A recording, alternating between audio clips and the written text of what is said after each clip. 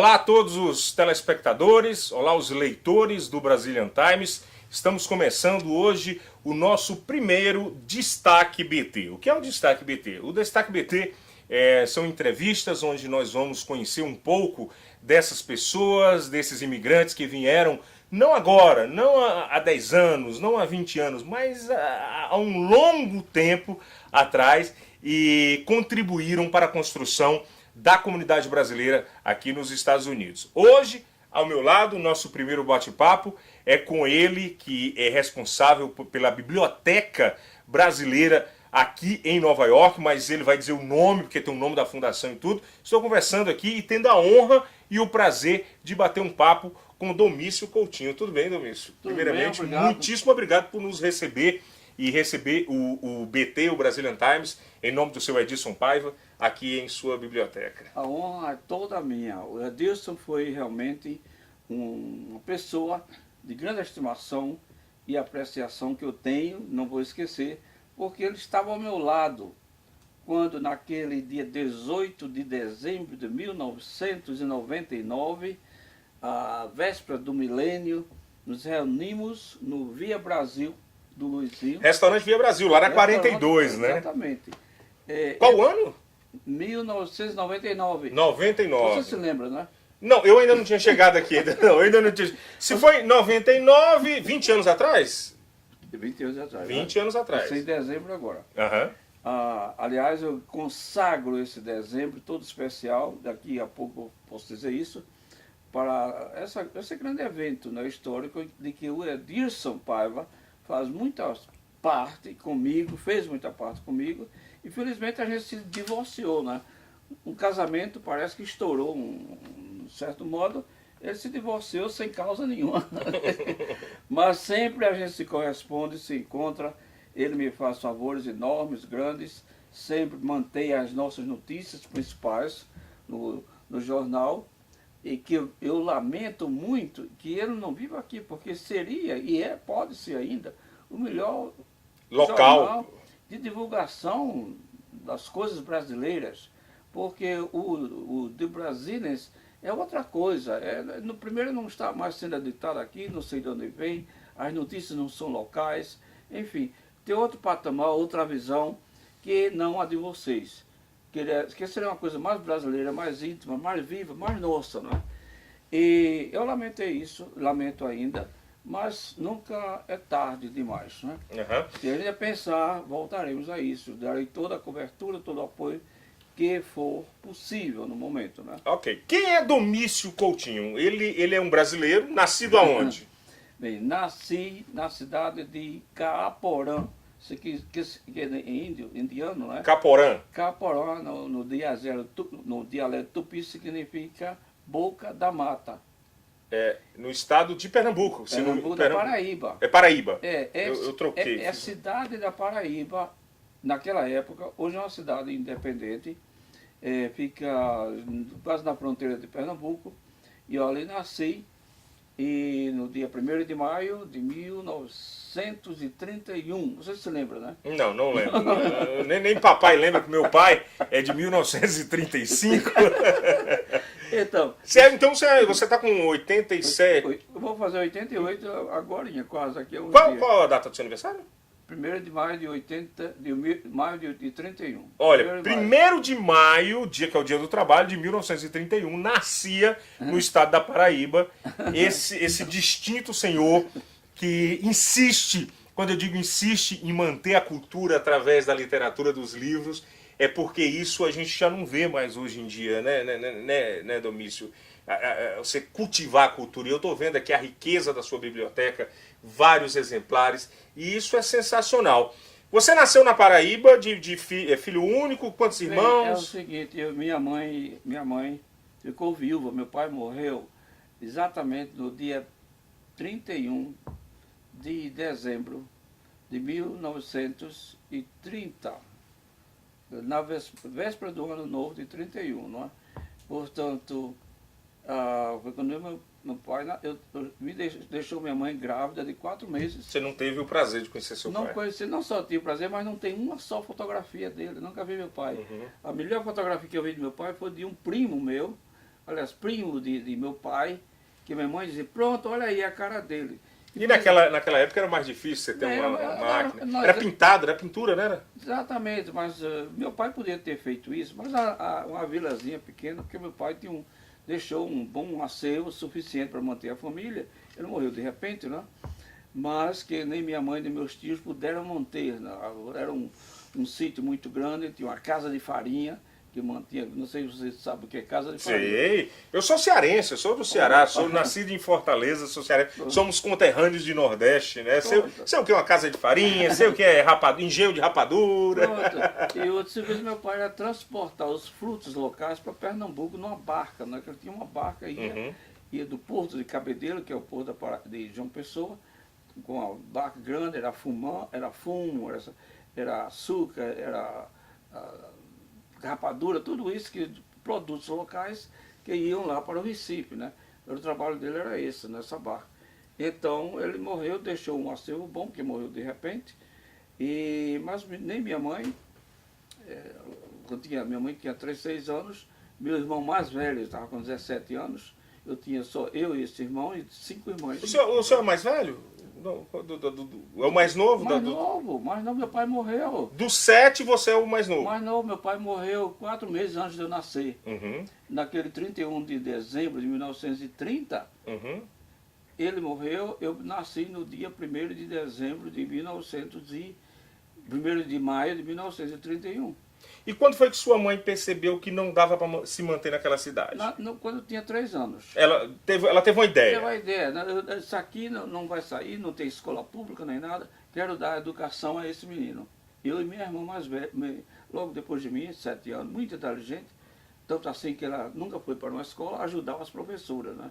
Mas vocês conheciam alguém lá em Paulista, na região metropolitana? Ninguém. Para quem não conhece, Paulista fica na região de Recife, como a gente falou. Os Londres mandavam para os pescadores dele, de gente, de operários naquela região, botava tudo lá e levava para Paulista. E na Paulista, tinha a primeira noite, eu dormi num salão imenso, cheio de gente, né? Cada um no seu cantinho, e só nos outros dias queriam adquirir casa para nós. Adquiriam casa conforme as 5 irmãs iam trabalhar na fábrica, né? Era tecelã, era fiação, tudo isso, né? A minha irmã mais nova, tinha uma irmã com 12 anos, ela não podia trabalhar se não tivesse 14 anos. Então registraram que tinha 14. A irmã de 13 anos registraram que tinha 15 anos. Ganhou um ano a mais. Ganhou um ano a mais.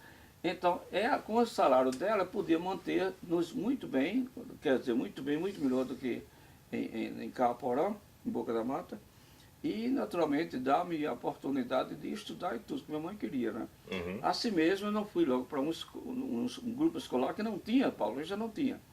Veio no último ano, quando eu já tinha 11 anos, que apareceu pela primeira vez. Eu entrei no último ano escolar. Quer dizer, eu estava bem adiantado. Né? E como foi a história de virar coroinha? Como foi? Bem, eu ia para a missa e o padre me convidou e eu fui lá, e ele gostou de mim e começou a ensinar em latim, coisa. Você aprendeu latim? Na missa tinha que responder em latim. Em 1930 tinha que ser.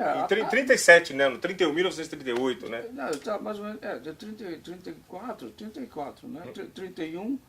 Você estava com 7 anos, você nasceu em 1931, mais 7, 38. 38, 39, exatamente. Perto da Guerra Mundial. Né?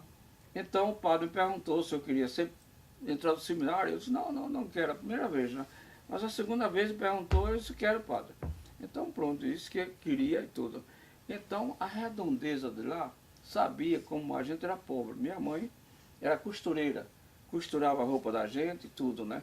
E um dia lá, eu tinha que ir para a missa para ajudar, um dia de domingo, ajudar a missa, não é? Eu escondi, né? Era domingo, e minha mãe, você está aqui ainda? Eu estou, minha mãe. E você não vai ter que assistir a missa, vai ajudar o padre? Mamãe, não põe. Mas por quê? Porque o meu sapato está furado, eu não posso ir desse jeito. Pegue seu tamanco e vá agora mesmo para lá. Você foi de tamanco? Fui de tamanco, na missa de domingo, para ajudar o padre. Né? Só que eu fui covarde, não fui. Fiquei atrás, escondido entre os homens. Nunca contei a minha mãe, me contar muito depois. Mas dali, o padre, por acaso, ele descobriu e veio falar comigo. Eu disse, "Não, padre, eu estava com vergonha, eu não Sapato furado. Eu peço meus amigos, tudo de gente de uma classe bem alta, como é que eu ia? Ah, não se incomoda não. Peça a Deus perdão, não ter aceitado a missa. Uhum. Mas a redondeza começou a falar, né? Esse daí inventou de ser padre. Padre estuda 12 anos, médico estuda 10 anos. Médico estuda 10, médico 10, padre 12 anos e paga 12 contos de réis. Os irmãos dele trabalhando não faz um conto de réis, como é que esse camarada vai poder? Falando bem alto para eu ouvir. Pra ver se você se tocava, né? Passando dizendo assim, para mim eu passo bem alto. Era na jaqueira. Jaqueira era uma jaqueira, não sei se você sabe o que é jaqueira. Uma árvore produzida. De jaca, né? Pé de jaca, né? Tinha as raízes fora da terra. E ali os homens se sentavam para conversar da vida alheia de quem passava ali e tudo, né? E lá vou eu passando ali dizendo alto para ouvir. Rapaz, as coisas como Deus quer, não é? A senhora não era casada, nunca se casou com ele, do Lundgren, soube de mim, quis falar comigo e me perguntou se eu disse que queria ser padre, mas não tinha jeito. Ela me deu 1 milhão em enxoval. Eu era o mais pobre, entrei no seminário, eu era o mais pobre de que tinha lá, mas tinha um enxoval mais rico de todo mundo. Ganhou de presente, né? Porque a velha dizia, né? Isso aqui é o filho que eu não tenho. Ela realmente tinha 2 filhas, mas nenhum filho. Né? Então você passou por esses perrengues, tinha vontade de ser padre, tinha vontade de seguir o celibato e tal. Como se deu do Domingos Coutinho daquela época até chegar aqui nos Estados Unidos? Como é que pintou os Estados Unidos na vida do Domingos Coutinho? Aí eu vou contar. Daquela época em que diziam que não podia ser padre e tudo, só significa que 10 anos depois, ok? Eu tinha 12 anos naquela época. 10 anos depois, eu estou no transatlântico Conte Grande, indo para Roma para estudar teologia na Universidade Gregoriana de Roma. Olha só. Qual ano? 1954. Eu explorando aqui a memória do seu Domício, que ele disse, não estou com a memória muito boa não, mas o homem lembra até as datas aqui. Aquela data foi 3 dias depois que Getúlio Vargas se suicidou.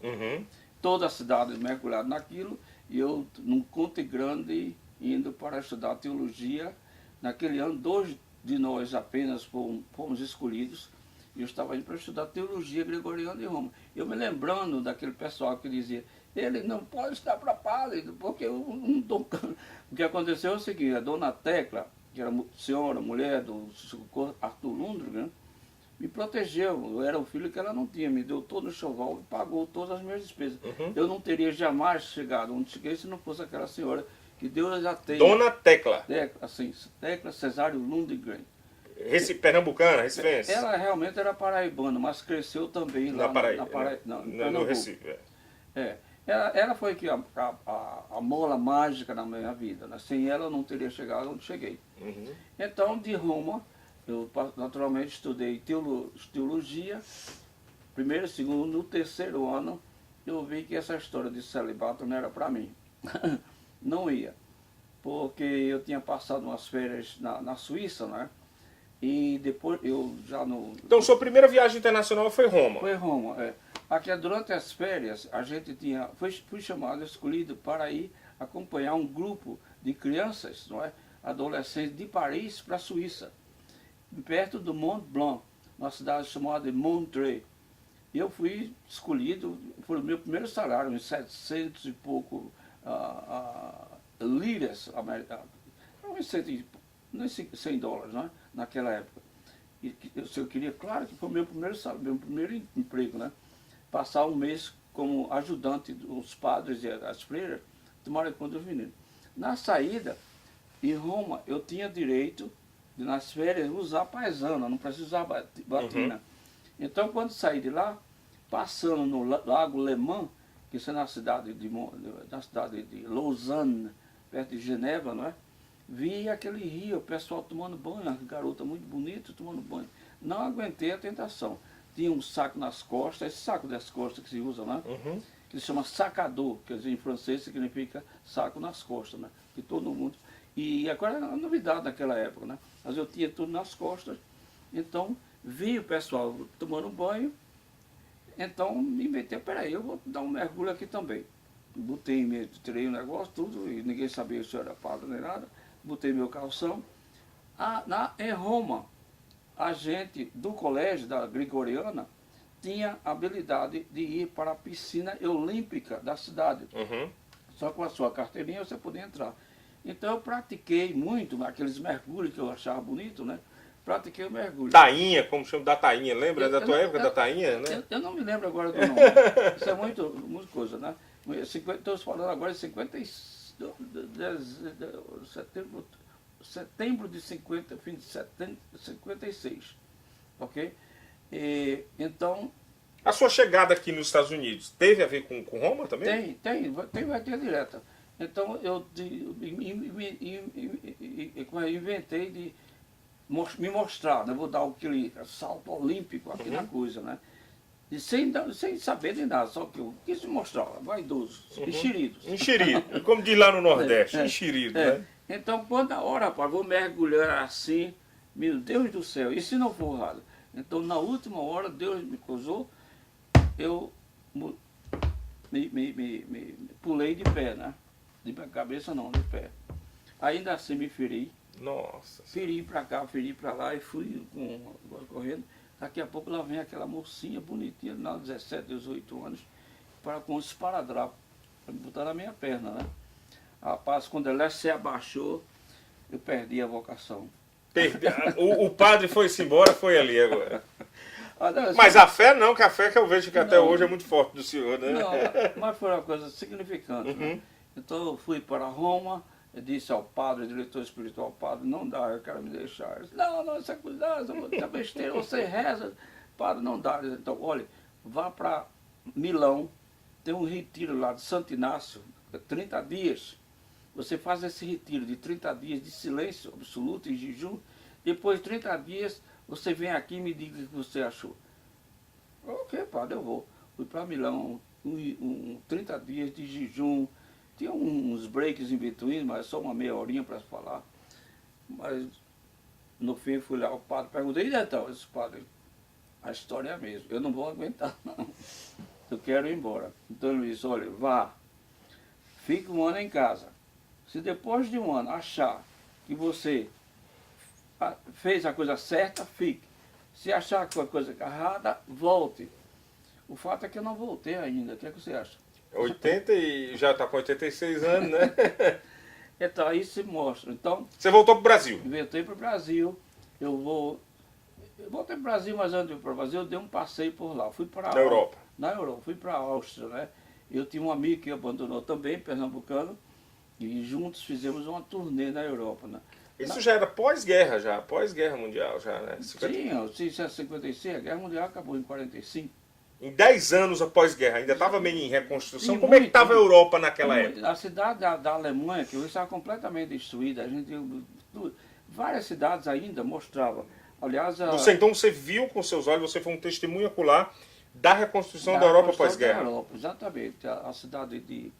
Esqueci agora o nome, onde o inventor da imprensa, esqueci o nome. Colônia. Não, do inventor da imprensa, quem inventou a... Ei, põe na mão. Ok. Estava lá. Então, Oreza, né? Então passei por lá, então vim, as freiras, com a nossa caderneta, né, a gente podia entrar em qualquer, porque os padres hospedavam a gente, e os colégios, tudo, e ele também. Passamos para um colégio de freira, então vim, batemos a porta, era um educandário, só de mocinhas, né, que queriam ser professoras, né. Batemos, eu e meu colega, né, não, bola, entra. As freiras contentíssimas, porque ela via que a gente vinha de Roma, sabia francês, sabia italiano, sabia latim. E latim, aceitavam para dar às meninas a instrução. Fizeram uma demonstração para a gente, cantaram lá e tudo, e a gente também procurou cantar também para elas, mas sei que a freira botou o nosso, íamos dormir aqui, nesse quarto, né?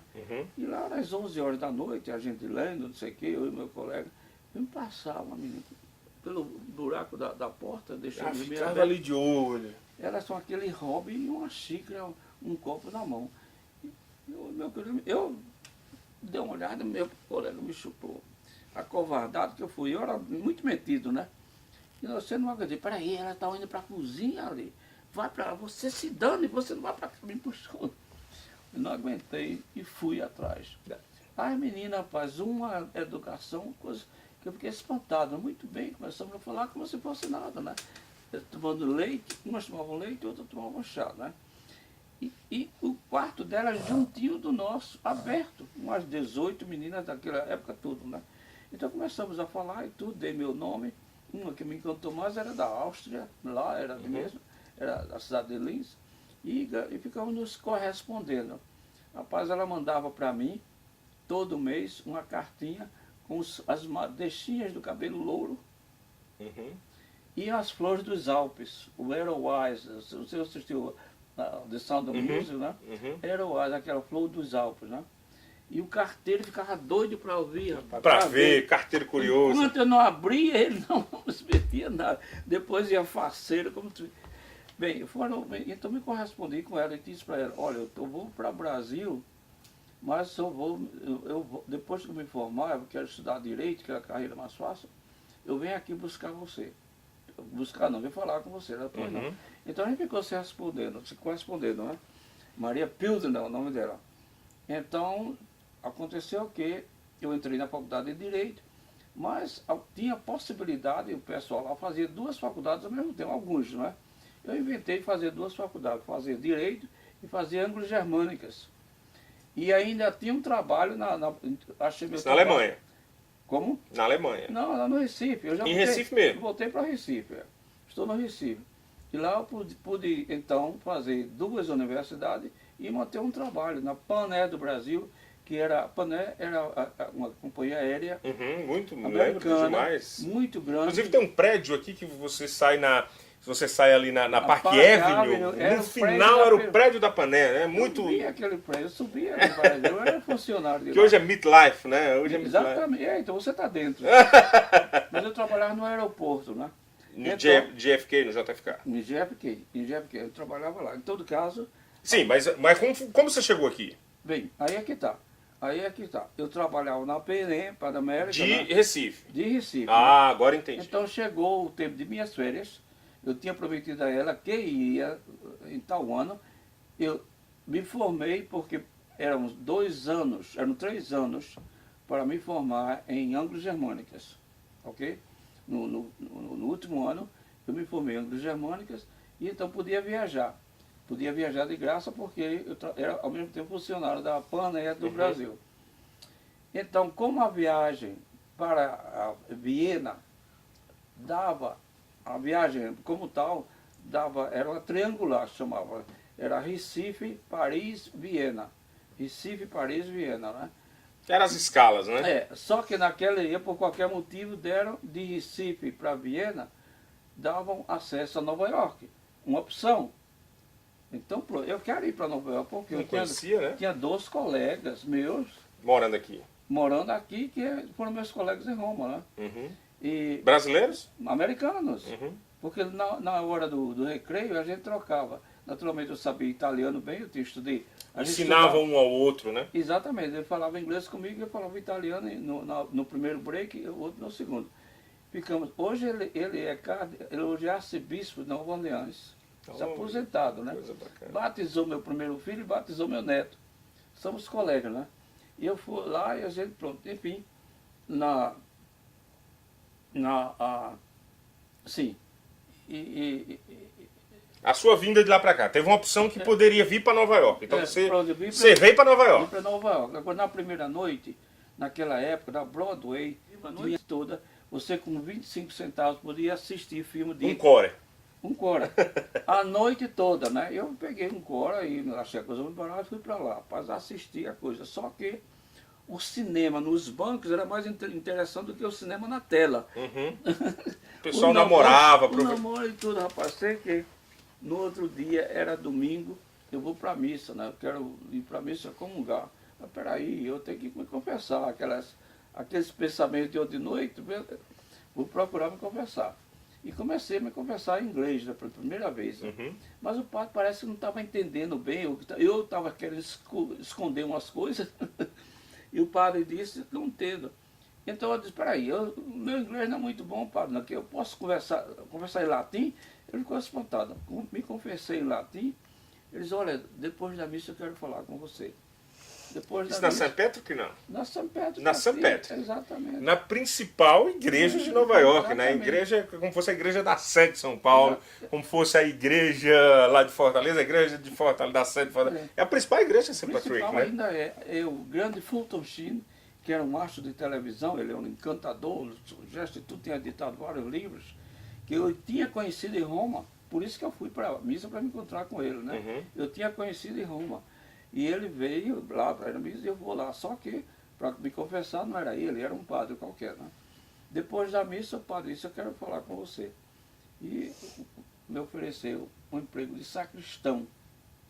Eu não sabia se era emprego, eu pensei que para ajudar a missa, ele não é emprego. Só que não era lá, era na igreja, era na 37, de outros padres carmelitas, Uhum. né? Padre carmelita na outra igreja. E você veio só passear, não estava querendo emprego, Não, né? não, eu pensei que era ajudar, não sabia que era emprego. Eu sei, pediu para ajudar, claro. Ele falou emprego, mas eu não sabia que era emprego. Eu não entendi. E aí começou a trabalhar lá. Todo dia, 6 horas da manhã. Mas não eram umas férias? Você não veio só passar uns dias? Eu vinha passar 3 semanas. E passou quantos? Peraí, rapaz, peraí. Eu sei que depois disso eu vou para ensinar, vou para o padre lá, gostou de mim, primeiro esqueci o nome da ordem, já tinha estado no Brasil, falava até português, gostava muito do Brasil, né?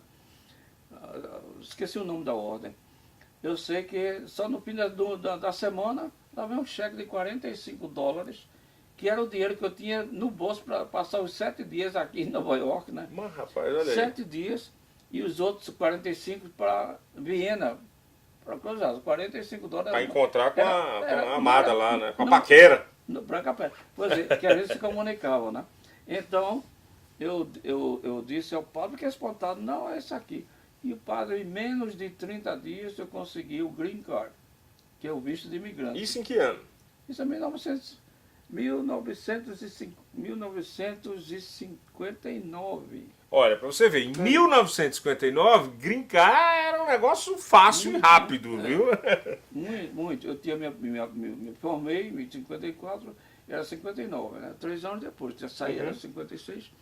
Então, pronto. E ali eu fiquei espantado, né? Então, telefono, eu escrevo para a Paner, no Recife, dizendo, olha, eu estou aqui, mas tenho a oportunidade de aprender inglês e ensinar aos meus colegas lá. O meu chefe gostou da ideia. Pode ficar, fica até 3 meses. E seu chefe falou, então fica 3 meses lá, né? O seu chefe da Pané. Exatamente, fiquei lá, esse negócio todo, né? E então, eu só podia viajar 6 meses depois de trabalhar aqui. Portanto, isso era março. Isso é março de 59, né? Como era a imigração naquela época, seu Domingos? Tinha muito brasileiro por aqui? Nenhum, rapaz. Você não encontrava nenhum brasileiro? Não, os brasileiros, os que trabalhavam na Pané, os que trabalhavam no Banco do Brasil, os que trabalhavam do café, do Instituto do Café, e uns poucos, eram uns gatos pingados. Nem de longe. Não tinha comunidade brasileira? Não tinha comunidade brasileira. A única comunidade que tinha era ir para esse hotel Diplomata. Por quê? Porque a tripulação estava lá, a gente ia para pegar revista, jornal, notícias do Brasil e algum turista que contava umas histórias. Mas né? quando você veio de Pané ou veio de navio?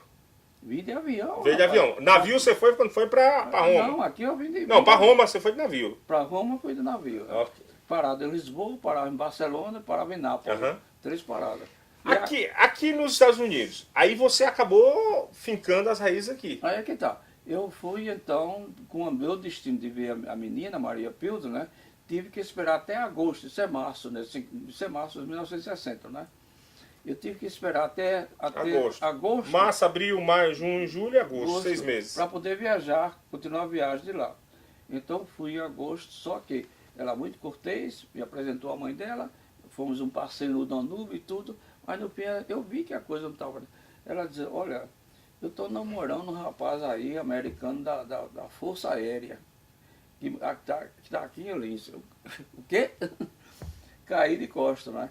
Que era o meu sonho ver a menina. Mas ela, com toda delicadeza, vi claramente que aquilo era um não, né? Em todo caso, aguentei a minha sorte, voltei para Nova York para poder despachar e ir embora para o Brasil. Né? Você pensava em voltar para o Brasil, nem pensava em ficar aqui não? Porque tinha irmãs e tudo, não queria ficar aqui. Eu não vim para ficar aqui, né? Eu sei que eu voltei, mas na viagem de volta, no avião, junto de mim, estava Darcy Ribeiro, não sei se você ouviu, você também ouviu falar. Que ele foi um reformador do ensino das universidades do Brasil, né? Junto de mim, eu contei minha história disso. Olha, eu dizendo que eu vou para casa, vou voltar, porque, olha, não vá para casa sem ter um diploma na sua mão. Não volte para o Brasil sem ter o diploma na sua mão. Ele virou minha cabeça, então eu vou ficar por aqui. Aqui em Nova York? Aqui em Nova York, vou estudar, né? Então, naturalmente, eu vou ter... Isso na volta da decepção, que você teve a decepção amorosa, voltou aqui... Durante a viagem de avião para cá. Ele vinha para Nova York, não sei porquê. Ele morreu pouco tempo depois, mas levou uma sumidade. Até hoje, claro, até hoje bem... Agora, sei que depois, naturalmente, o primeiro ano, eu não viajei logo para o Brasil, logo depois eu fui, e naturalmente tinha uns namoros aqui, namoro aqui era uma coisa... Agora vamos chegar aqui, porque a nossa entrevista, a gente está gastando muito tempo, né? Não é isso, porque histórias boas a gente tem que ouvir mesmo. Você disse que aí veio para cá, construiu... Sua esposa se conheceu aqui? Não, conheci lá. A gente se conheceu lá. Em Recife? No Recife, E tem quantos filhos, seu Domício? Dois. Dois filhos. Nascidos no Recife ou aqui? Nascidos aqui. Americanos? Americanos, Mas falam português, naturalmente. Arrastado. E aí o senhor entrou... Aí ficou trabalhando em quê? Qual trabalho? Você fez trabalho de imigrante? Pesado? Não. Não, eu continuei funcionário. Eles me admitiram porque eu tinha... Da igreja?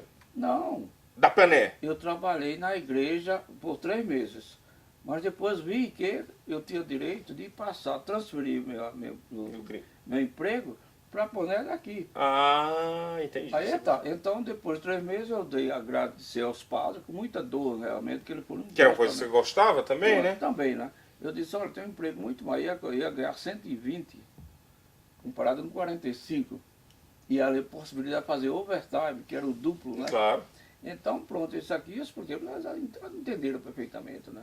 As oportunidades. Você ficou na Pané até quebrar a Pané? Até ela não existia, no finalzinho? Não, né? a Pané, eu já estava aqui, eu já estava da Pané. Você diz a Pané ou Pané? A Pané não, a Pané é do Brasil, aqui é Panã. Aqui em 92, a Pané faliu.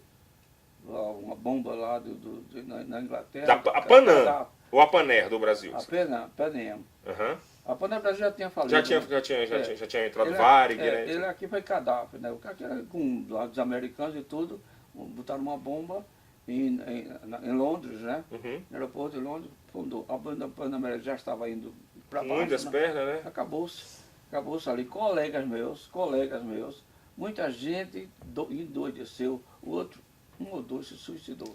Porque não tinha nada, não tinha nada na vida, só tinha a pensão, e agora nem pensão tinha, porque a pensão dava direito a seguro de vida, de remédios, de dentista, de tudo. Agora não tinha nada, né? Eu, graças a Deus, nessa altura, eu já tinha feito... Um pé de meia. Um pé de meia, aliás, uma pé de meia bastante grande até, né?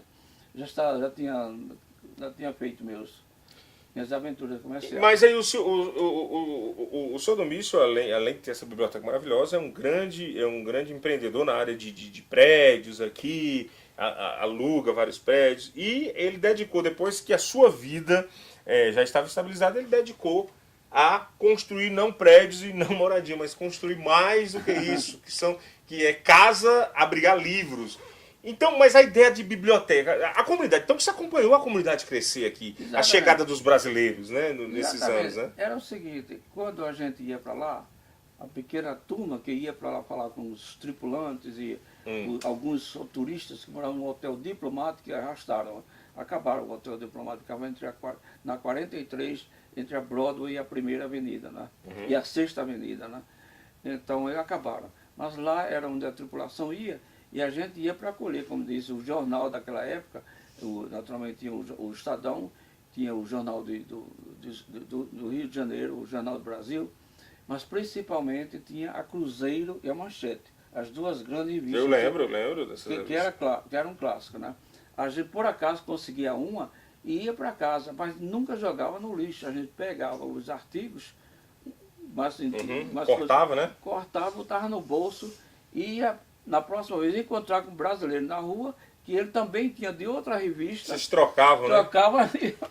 Você vê, hoje todo mundo tem a facilidade de um celular, rapidamente. Tá? Nem de longe, rapaz. Como foi a ideia da biblioteca? Como é que surgiu a biblioteca? Daí... Nós estamos aqui, gente, na rua 52, do lado East Side, número 240, onde tem um acervo. Você sabe o número de... 8 mil, temos 8 mil. 8 mil livros. Catalogados. Todos em língua portuguesa? Não, temos alguns em espanhol, pouquíssimos, mas a maioria é português, claro. O acervo, a maioria é português. E inglês, é claro, nós temos. Alguns espanhóis, algum italiano, mas a grande maioria é em português. Quando surgiu a paixão por literatura? Por isso, realmente a paixão não partiu de mim. Eu acho que a paixão partiu do Brasil.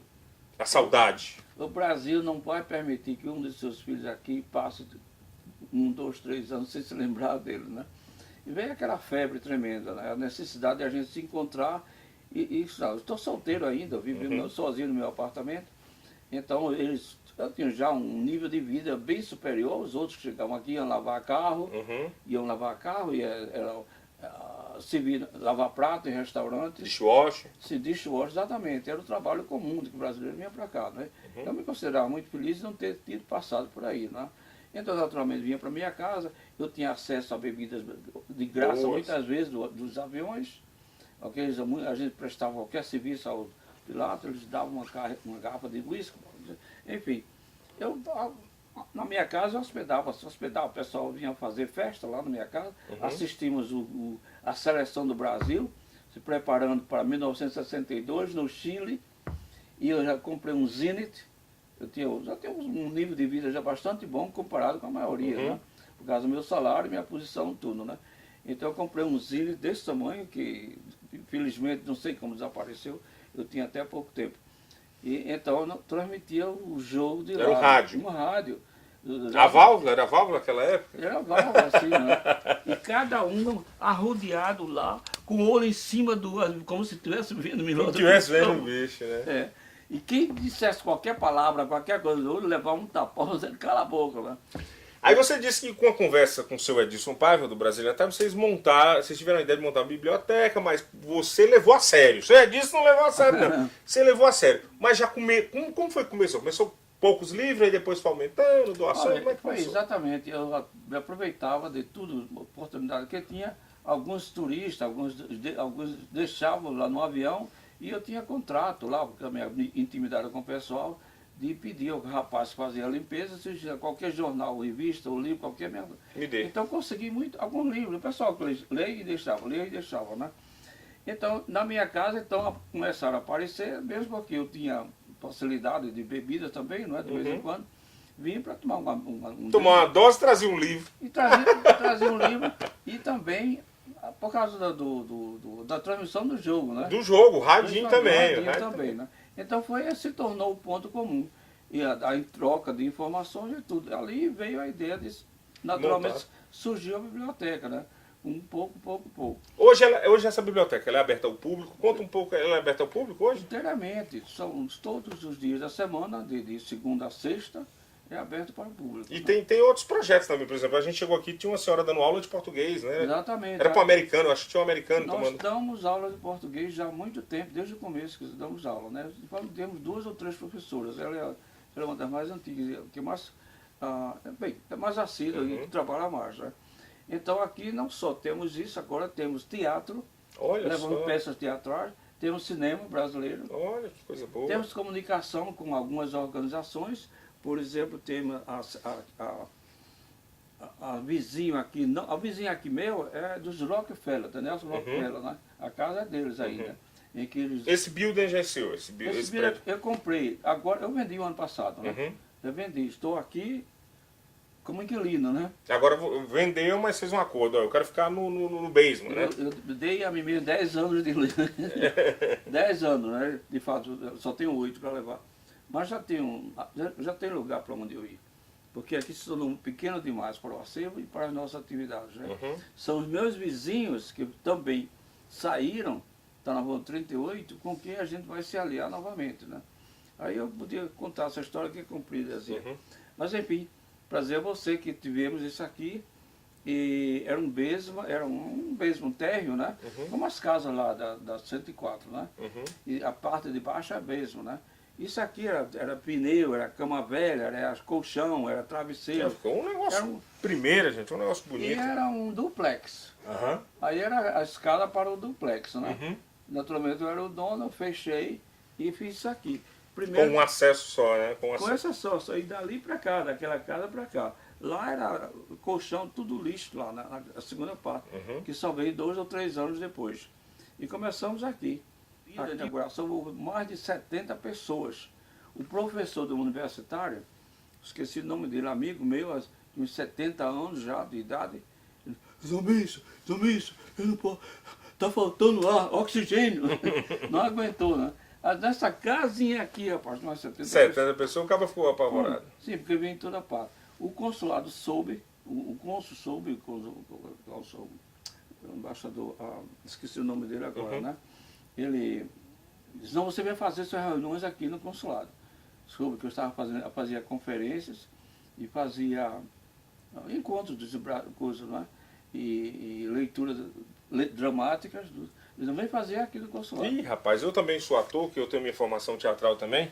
Adorava quando tinha leituras. Li muito Bertold Brecht, O Casamento do Pequeno Pronto. Burguês. E a gente lia aquilo no palco do Teatro Zé de Você Alencar. faz, Eu sou ator formado também. Que ótimo. É a minha segunda profissão, né? Jornalista e ator. E você falou de leitura dramática, agora você me remeteu ao meu passado de estudos lá em Fortaleza, onde a gente fazia leituras dramáticas de Bertold Brecht, de Stanislavski, toda essa dramaturgia, tanto a russa como a europeia e tal, e a gente sentava ali e fazia a leitura dramática. Que coisa Muito boa. bem. Aqui atrás você viu, aquele palco ali, já fizemos as obras muitas obras, principalmente de Vinícius Moraes, não, como é o nome dele, pernambucano? Esqueci agora o nome dele. Nelson Rodrigues. Nelson Rodrigues. A peça a Valsa, número 7, 2 ou 3 peças que fizemos aí, né? Quem sabe um dia ainda tenho até a honra, prazer aqui de interpretar alguma coisa aqui, fazer uma leitura. Tá bem. Vamos fazer uma leitura dramática aqui, né? Será bem-vindo, será bem-vindo. E então, até peça em Tupi-Guarani, leitura dramática traduzida, fizemos. Coisa boa. Tínhamos uma época em que era possível, que uma senhora muito lida e gosta ainda muito, tivemos essa oportunidade. Mais de um ano tivemos peça Tupi-Guarani. Porque eu sou da raça Poti, né? Tá Lá certo. do Nordeste era usando os Potis. Né? Seu Domingos Coutinho, estamos chegando ao final do nosso bate-papo. Queremos agradecer o espaço, você contar um pouco da sua história, que você, na verdade, imigrou desde cedo. Quando a gente diz imigrou, é porque a pessoa, quando ela sai do país e ela tem a experiência de ter um olhar em outro país, como você teve, em Roma, logo pós-guerra, reconstrução, depois veio para Nova York, a visão da pessoa nunca é mais a mesma, né? O que é que hoje, na sua opinião, você acha que se deve essa grande imigração brasileira para os Estados Unidos hoje, principalmente para os Estados Unidos? É busca de trabalho, de vida melhor? É em busca do sonho americano? A corrida, é tipo uma corrida do ouro, na sua visão? Olha, eu acho que todos têm, de um certo modo, aquilo que eu tive, né? É olhar e ver. Eu dizer em latim, né? Quod isti et ista quod non est, significa o que é que estes e estas conseguiram que eu não possa conseguir também. A gente vê o pessoal fazendo uma coisa boa, pensa logo, aí os Estados Unidos é o céu, é o dourado da coisa. Então vai buscar, procurar, furar a possibilidade de vir para aqui também. Se bem que essa não foi a minha, porque a minha era diferente. A sua foi o destino, né? O destino e as possibilidades civis, né? Eu não vim aqui como a maioria é obrigada a passar pela fronteira. Aliás, eu tive uma inquilina, não é? Que ela teve uma tragédia, uma coisa, a história desses coitados que através ainda não foi contada. Precisava um romancista, um historiador que contasse Em livro, o que registrado. se passa ali. Ela me contou para mim, a história dela dói no coração. Ela vinha, tinha uns 24, 25, 26 anos por aí. Foi até pouco tempo, era minha inquilina, não sei mais por onde ela anda. Ela vinha atravessar a fronteira com o irmão, pelo México, né?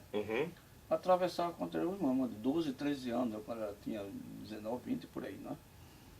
O que aconteceu é que a menina adoeceu e ela não pôde fazer nada. O filho. A turma obrigou a ela abandonar o irmão, porque senão O estaria irmão. comprometendo a turma A toda. travessia de toda a turma. E todo mundo. Mas era Triste. amargurada, tudo, não pôde, arrastaram ela. Triste. E ela é uma história de amargura. Essa história não foi contada ainda. Isso é uma tragédia. E quantas Quando nós outras? vamos ter a honra de ler um livro do Domingos Coutinho? Olha, você tem um livro aqui, do Cachorro Padre, que já se esgotou, mas você pode, a gente pode encontrar no Amazon, pode ter, está escrito em inglês, está escrito em português, está escrito em espanhol. Olha que coisa bacana. E eu perguntei quando teríamos o prazer de ter uma obra do seu Domingos, mas na verdade eu quis instigá-lo aqui, para não mexendo no ego dele, mas ele já tem 3 livros publicados. Está aqui o primeiro. Esse foi o primeiro livro? Foi o primeiro livro que eu comprei. Na verdade, não. O primeiro livro Duque Cachorro Padre.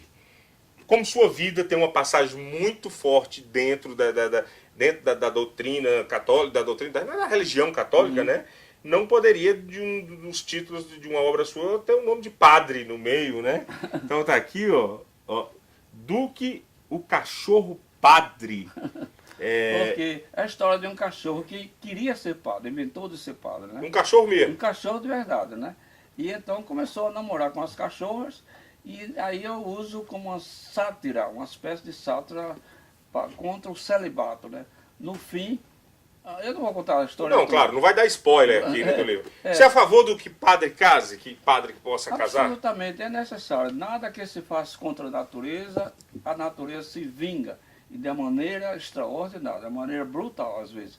É a história do padre. Esse aqui é o mesmo, É o mesmo em espanhol. em espanhol. Fizeram a edição e aí foi o único que me deu dinheiro. Eu ganhei 800 euros, que é quase $1000. Duque El Perro Curra. Seria o Duque, o Cachorro Padre, em espanhol. Tem também em inglês, The Dog Priest. Aqui não tem mais. Todo que eu trago para aqui desaparece. Todo mundo quer ler a obra do Coutinho Domingos, né? Coutinho, o que você diria para as pessoas que estão assistindo, que tem um sonho, e tem um sonho de migrar, seja aqui para os Estados Unidos, seja do interior, da sua cidade, me relembra o nome da sua cidade. Boca da Mata. Seja de Boca da Mata para Recife, mas ainda não teve aquela... O que você diria para essas pessoas que não estão bem onde estão, mas tem um certo medo de se aventurar, de sair do seu conforto, do seu estado de conforto, não o conforto em si. O que você diria para essas pessoas que estão nos assistindo agora? Olha, é o seguinte, a gente tem que ter na vida um sonho, porque um desejo, um ideal, né? Victor Hugo, que diz essa frase muito bonita, não é? Feliz aquele que traz dentro de si um ideal, um Deus interior que segue e obedece. Ideal das artes, ideal das letras, ideal das ciências, ideal das virtudes heróicas. São das virtudes, ideal das verdades das cristãs, não é? São essas as fontes das ações heróicas, todas possuídas do infinito. Significa isso que todos nós temos dentro de si uma espécie de sonho. Mas o sonho não basta, você precisa ir atrás do sonho e perseguir o sonho. Você tem que fazer o sonho acontecer. Então eu digo que a gente tem que ter a persistência do maior pedagogo do mundo que existe. Qual é? É o pingo d'água. Aquele pingo d'água que bate na pedra dura até que fura. Quer dizer, se você não for um pingo d'água atrás do seu sonho não se realiza. Não adianta só sonhar, você tem que ir atrás do seu sonho. Então, quando o seu sonho significa tanto para você, não perca outra coisa. É a sua Vai em vida. busca dele. Vai em busca dele. São assim que as grandes obras, as grandes coisas se realizam. Ok? Isso que eu tenho que dizer. Agora, Não, a palavra não significa que você tem que obedecer aquele não, né? Às vezes um vendedor precisa de 1000 não para conseguir fazer uma venda, né? Exatamente. Continuar. Esse exemplo eu tenho nesse rapaz, que eu falei com o Antônio Massa, vamos ter um evento para ele aqui. Eu não sei se eu falei do Antônio Massa, né? É um colega meu, um amigo meu, um cearense, baiano, que veio para aqui e ele se tornou o primeiro e único, não só brasileiro, imigrante, o primeiro imigrante desde a história dos Estados Unidos que se formou em direito como ilegal. Olha só, e é baiano. É baiano, é poeta e é... Quando é esse evento? Na quarta-feira que vem. O evento é amanhã. Amanhã. Amanhã, quarta-feira, amanhã. A gente pode Antônio Massa. Uhum. É um exemplo que hoje ele é formado, portanto, se formou em imigração e foi contratado imediatamente pelo Estado do State Department para servir exatamente, pulando de lá para cá. São histórias como essas que o Domício Coutinho tem um prazer de contar. Seu Domício, o papo aqui, ó, se a gente deixar o papo aqui, vai vir o dia. Vira o dia, vira a noite. Quero agradecer demais você ter nos recebido aqui. Seguro na minha mão. Você é um caba que a gente tem orgulho de dizer que bateu um papo, que conheceu. É realmente um destaque, não só do BT, o quadro chama Destaque BT, do Brazilian Times, mas é um destaque da comunidade, é um destaque do Brasil. E a gente tem orgulho de você. Muito obrigado por nos receber aqui na sua biblioteca. Meu orgulho é ser brasileiro, meu orgulho é estar com vocês, meu orgulho é partilhar de sua alegria, porque, enfim, o Brasil somos nós, ok? Nós somos um pedaço do Brasil que estamos por aqui, e é o que eu posso recomendar. Aliemos-nos, nunca esqueçamos uns aos outros, porque somos cada um pedaço de terra, da terra que nos viu nascer, o nosso Brasil. Maravilha, esse foi mais um papo, o primeiro papo que a gente teve com um destaque da comunidade brasileira. Obrigado, seu Domingos. Obrigado, Amadeu. Você foi um gênio, um talento. Que é isso, obrigado, é bondade sua. Agora, de tudo, uma grande palavra de ao meu amigo o Edson? Edson Paiva, que ele, comigo, praticamente fundou aqui. Nós estávamos juntos naquele 18 de dezembro de 1959, no restaurante Via Brasil, que fundamos aqui a UBNI, significa a União Brasileira de Escritores, que depois eu mudei para outra, porque para se tornar uma entidade sem fins lucrativos? Sim, é uma entidade jurídica americana que me dava isento de imposto de renda. Uhum. Isento de imposto quer dizer, o trabalho, a despesa que eu gasto aqui realmente, parcialmente, é descontável no meu imposto de renda. Portanto, nada mais que justo. Muitíssimo obrigado. Obrigado por ter nos assistido.